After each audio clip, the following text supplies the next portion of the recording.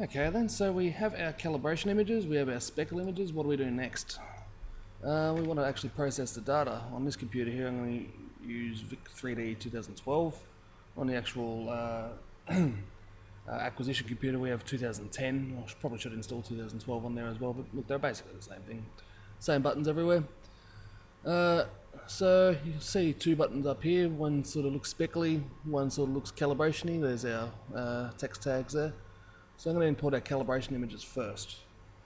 And you can see I've got a tutorial folder here where I've got a project here. So all my cal images are under the cal folder. Control A and open them all up. So now we're going to calibrate this system, and the little micrometer style button here, so we click and click, and it puts our calibration images all together, but it wants us to know what the calibration target is. Now I use the 9mm calibration target for this one. So I choose 9mm, analyze, and off she goes, and she's currently calibrating. Now what the computer's actually doing here is, well, when I've chosen the 9mm target, the computer has hard-coded into it the relative distances and sizes of all of those dots, especially those three special dots which are coloured in calibration images there. And so therefore, by analysing how these dots appear in two dimensions of the left and the right camera images, the computer can determine how the objects truly appear in three-dimensional space. And so therefore, when we start looking at the speckle images, the computer knows how the speckle images are oriented relative to the cameras and the camera positions. Okay, so all the calculations are finished as far as calibrating the system. And you can see we've got a score here of 0.02. From memory, scores under 0.1 are accepted and scores above that are rejected. But yeah, 0.2 is pretty good. Nice and green there to tell you that. So we click accept. So now our system itself is calibrated, so now we need to bring in some actual images so we can work on the data. Click on speckle images, and grab our speckle files. Again, Control A to select all, open. So we've brought in all our speckle images, and you can see that we have, in this case, well, what, 231 of them, multiplied by 2 because you have left and right camera as well. Now in this set of images we actually have a specimen which we tested until failure.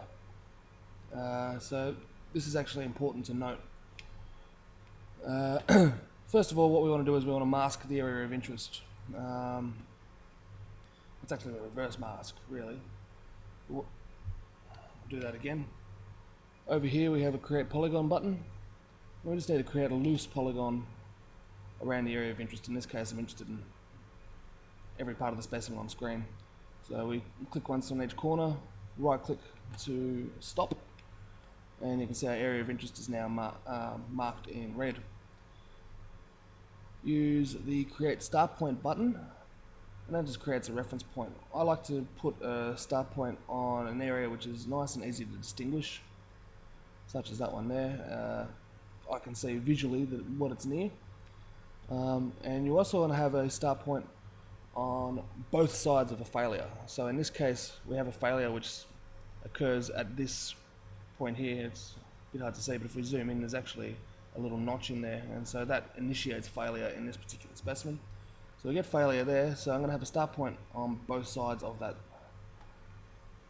failure. Double click on it. All going well, the system will pick up both sides, both sets of camera images and find the same dot in both of them quite easily. You can click on various images down below just to see that it's finding the same dots on all images. Right. I like to just make sure that we have at least one image selected every 100 that goes green. I'm not actually sure what red means in these scenarios, but if we're still getting green as we go further down, then it's not going to have any problems with processing the data. So I'm going to select done there and do the same thing, double click, and again, it's finding the same images. The top left and right images here are actually the left and right cameras.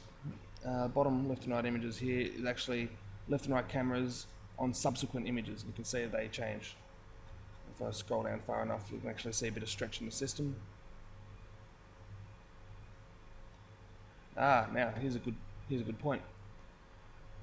Top left and right are again our reference images, our first ones.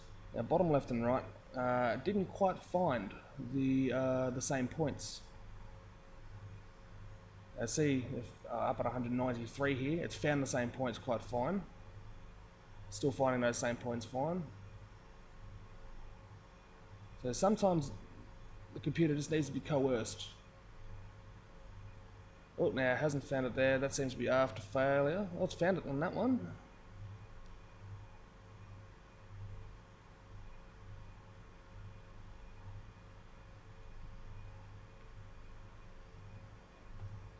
Now here, it's saying that it's found a guess, but it's not actually liking it. But that guess actually looks pretty good to me. Especially when you compare it up close with our originals. And that looks fine to me. So I'm just going to tell it to go with it, try the guess. Guess found, right click to accept, so I'm going to right click. It's come up yellow there. It's a bit unsure of it, but I'm happy that it's the right thing. And yeah, so all other images are fine. It's just that one for some reason it didn't quite like. But either way, the same principle applies.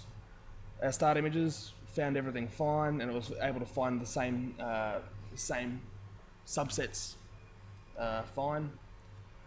But as we went further down, it sort of struggled a little bit. So I like to, I don't know, if there's lots of images, go for every 100th image and just make sure that it finds it. If it doesn't find it, then go back up a bit and just slowly click down until it finds them all. Click on done there, and we can process this data. Start analysis, there's a bunch of options here, but for the vast majority of the times, you really don't need to play with these too much. I've actually got quarter transformation turned off, and that's so I can run another video later on. But anyway, I'm just going to hit the run button here.